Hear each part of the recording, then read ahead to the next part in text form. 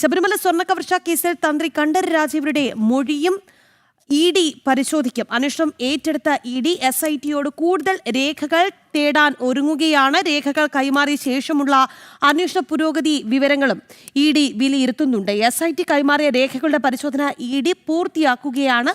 വിവരങ്ങളുമായി ജിജീഷ് കരുണാകരൻ ചേരുകയാണ്. Jijeesh, good morning. ED അന്വേഷണം തകൃതിയായി മുന്നോട്ട് കൊണ്ടുപോകുന്നുണ്ട്. നമുക്കറിയാം SIT നമ്മുടെ അന്വേഷണത്തിൽ ചെറിയൊരു ഇഴച്ചിലും പിഴയുമൊക്കെ വരുത്തി എന്നുള്ളത് വലിയ രീതിയിലുള്ള ആക്ഷേപമായി മുന്നോട്ട് ഈ നമ്മുടെ SITയെ മുന്നോട്ട് നയിക്കുന്നുണ്ട്. എന്തായാലും SITക്ക് മുന്നിൽ വലിയ വെല്ലുവിളികൾ നിലവിൽ ഉണ്ട് എന്നുള്ളതും നമുക്ക് മുന്നിലുള്ള വസ്തുത തന്നെയാണ്. ഈ ഘട്ടത്തിലാണ് ഇഡിയുടെ വരവും ഇഡി അന്വേഷണ പുരോഗതി വിലയിരുത്തുന്നതും ഒക്കെ തന്നെ. എന്തായാലും തന്ത്രിയുടെ മൊഴിയടക്കം ഇഡി പരിശോധിക്കും എന്നുള്ളതാണല്ലേ ജിജീഷ്?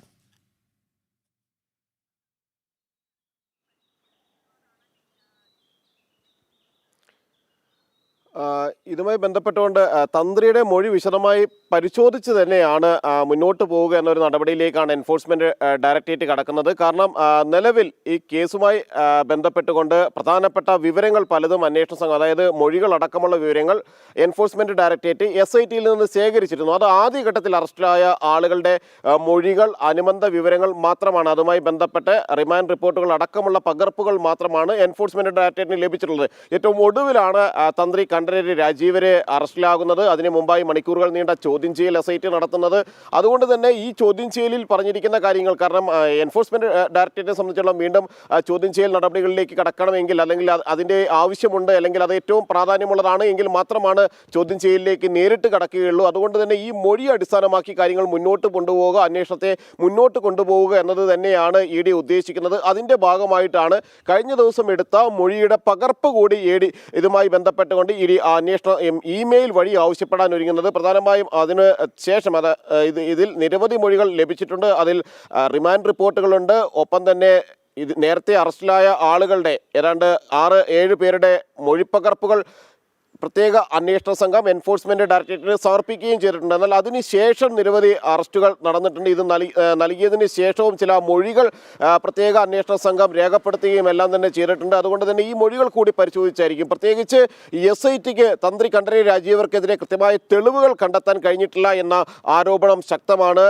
ഇതുമായി ബന്ധപ്പെട്ടുകൊണ്ട് ധാർമ്മികമായ ചില വീഴ്ചകൾ അദ്ദേഹത്തിന് വന്നു എന്നതിന് അപ്പുറം നേരിട്ട് ഏതെങ്കിലും തരത്തിൽ തന്ത്രി കണ്ഠരര് രാജീവർ ഈ കേസിന്റെ ഭാഗമാകുന്നില്ല എന്നത് തന്നെയാണ് SIT പോലും വിലയിരുത്തുന്നത്. കാരണം വിശദമായി മൊഴി പരിശോധിച്ച് തുടർ നടപടികളിലേക്ക് കടക്കുന്ന SITയെ സംബന്ധിച്ചിടത്തോളം പ്രധാനപ്പെട്ട വകുപ്പുകൾ നിലവിൽ ചുമത്തിയിട്ടുണ്ട് എങ്കിൽ കൂടി ഒരുപക്ഷെ മാപ്പുസാക്ഷിയാക്കി പോലും തുടർ നടപടികളിലേക്ക് കടക്കുക എന്നൊരു ആലോചന കൂടിയുണ്ട്. കാരണം ഈ കേസിൽ ഉൾപ്പെട്ട മറ്റ് ആളുകൾ, അവരുടെ പങ്കാളിത്തം സംബന്ധിച്ച് കൃത്യമായി തന്നെ തന്ത്രി രാജീവർക്ക് അറിയാമായിരുന്നു. എന്നാൽ നേരിട്ട് ഏതെങ്കിലും തരത്തിൽ ഈ ഒരു ഇടപാടുകളിൽ, സ്വർണ്ണ കവർച്ചാ കേസുമായി ബന്ധപ്പെട്ട പാളികൾ കൊണ്ടുപോകുന്നതിന് മനഃപൂർവമായ ഒരു ഇടപെടലുകൾ തന്ത്രി നടത്തിയിട്ടില്ല എന്ന് തന്നെയാണ് കണ്ടെത്തുന്നത്. ഇത് സംബന്ധിച്ച് കൂടുതൽ സ്ഥിരീകരണം എൻഫോഴ്സ്മെന്റ് ഡയറക്ടറേറ്റിന് ലഭിക്കാനുണ്ട്. കാരണം അന്വേഷണ സംഘം പ്രധാനമായും ഇഡി പ്രധാനമായും പരിശോധിക്കുന്നത് ഈ പ്രതികളിൽ പലരുടെയും സാമ്പത്തിക സ്രോതസ്സുകൾ, അവർ മറ്റെവിടെയെങ്കിലും ബിനാമി സാമ്പത്തിക ഇടപാടുകൾ നടത്തിയിട്ടുണ്ടോ, പുറത്ത് എവിടെയെങ്കിലും പണം മറ്റാളുകളുടെ പേരിൽ നിക്ഷേപിക്കുകയോ ഭൂസ്വത്തുക്കൾ വാങ്ങിക്കൂട്ടുകയോ ചെയ്തിട്ടുണ്ടോ, വിദേശത്തേക്ക് പണം കൊണ്ടുപോയിട്ടുണ്ടോ തുടങ്ങിയ കാര്യങ്ങൾ, ഈ കവർച്ചയിലൂടെ ലഭിച്ചിരിക്കുന്ന സാമ്പത്തിക നേട്ടങ്ങൾ അത് ഇത്തരത്തിൽ എങ്ങനെയാണ് വിനിയോഗിച്ചത് എന്ന് അന്വേഷണ സംഘത്തെ സംബന്ധിച്ചിടത്തോളം കണ്ടെത്തേണ്ടതുണ്ട്. അതിന് എല്ലാ ആളുകളുടെയും മൊഴി ഏറ്റവും പ്രധാനമാണ്. ഈ കേസിൽ ഉൾപ്പെട്ടിരിക്കുന്ന 15 പേരെയാണ് SIT സംഘം പ്രതിയേർത്തിരിക്കുന്നത്. ഇതിലെല്ലാവരുടെയും മൊഴികൾ പ്രധാനമാണ്. ഈ മൊഴികൾ പരിശോധിച്ച് വേണം എൻഫോഴ്സ്മെന്റ് ഡയറക്ടറേറ്റിനെ സംബന്ധിച്ചിടത്തോളം മുന്നോട്ട് പോകുന്നതിന്. അതിൻ്റെ ഭാഗമായിട്ടാണ് ഇപ്പോൾ തന്ത്രി കണ്ഠരര് രാജീവരുടെ മൊഴി കൂടി SITയോട് തേടാൻ എൻഫോഴ്സ്മെന്റ് ഡയറക്ടറേറ്റ് ഇപ്പോൾ തീരുമാനിച്ചിരിക്കുന്നത്. പ്രത്യേകിച്ച് നേരിട്ട് തന്നെ ഒരു ഡെപ്യൂട്ടി ഡയറക്ടറുടെ നേരിട്ടുള്ള മേൽനോട്ടത്തിലാണ് അന്വേഷണം നടക്കുന്നത്.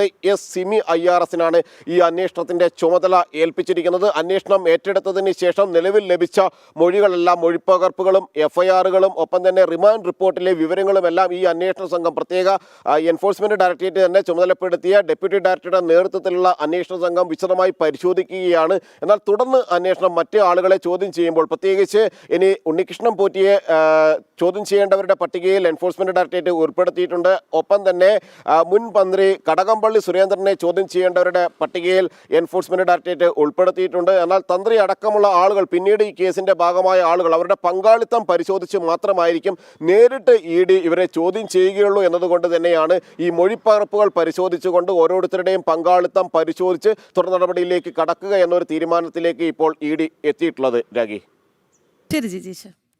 എന്തായാലും ED ശബരിമല സ്വർണ്ണ കവർച്ചയിൽ അന്വേഷണം കടുപ്പിക്കുന്നു. കൂടുതൽ രേഖകൾ SIT യിൽ നിന്ന് തേടാൻ ഒരുങ്ങുകയാണ് എന്നുള്ളതാണ്. തന്ത്രിയുടെ മൊഴിയടക്കം പരിശോധിച്ച് തന്നെയായിരിക്കും ED മുന്നോട്ട് പോവുക എന്നുള്ളതാണ് ജിജീഷ് കരുണാകരൻ കൊച്ചിയിൽ നിന്ന് പങ്കുവച്ച വാർത്തയുടെ ഉള്ളടക്കം.